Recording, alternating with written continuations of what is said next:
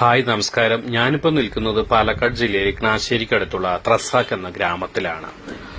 O. Vijayan സ്മാരകം കേരള സാംസ്കാരിക വകുപ്പിന്റെ നേതൃത്വത്തിലാണിത് സാക്ഷാത്കരിക്കപ്പെടുന്നത്. നമ്മൾ ആദ്യം കയറി ചെല്ലുന്നത് ഞാറ്റുപുരയിലേക്കാണ്.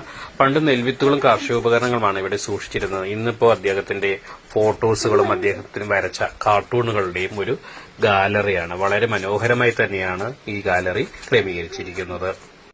കാലത്തിനും അപ്പുറത്തേക്കുള്ള കലാത്മേന്മയുടെ ഒരു നേർക്കാഴ്ചയാണ് നമുക്ക് ഇവിടെ വന്നാൽ കാണാനായിട്ട് കഴിയുക. അതുപോലെ തന്നെ പുറത്തു വന്നു കഴിഞ്ഞാൽ നമുക്ക് കാണാൻ കഴിയുന്ന അദ്ദേഹത്തിന്റെ നോവലിലെ ഓരോ കഥാപാത്രങ്ങളുടെയും ഭാവനാത്മകമായിട്ടുള്ള ശില്പങ്ങളാണ് ഇവിടെ കൊത്തിവെച്ചിരിക്കുന്നത്. ഇരുഭാഗങ്ങളിലുമായിട്ട് നമുക്ക് ഈ ശില്പങ്ങൾ തന്നെ കാണാനായിട്ട് കഴിയും. പ്രസിദ്ധനായ ശില്പി വി.കെ. രാജന്റെ നേതൃത്വത്തിലുള്ള 6 ശില്പികൾ ചേർന്നാണ് ഈ കഥാപാത്രങ്ങളെല്ലാം തന്നെ കരിങ്കല്ലിൽ കൊത്തി എടുത്തിരിക്കുന്നത്. ശില്പവനം എന്ന് വിളിക്കുന്ന ഇതിനടുത്തായി തന്നെ പാടവും അതിമനോഹരമായ ഒരു കുളവും ഉണ്ട്.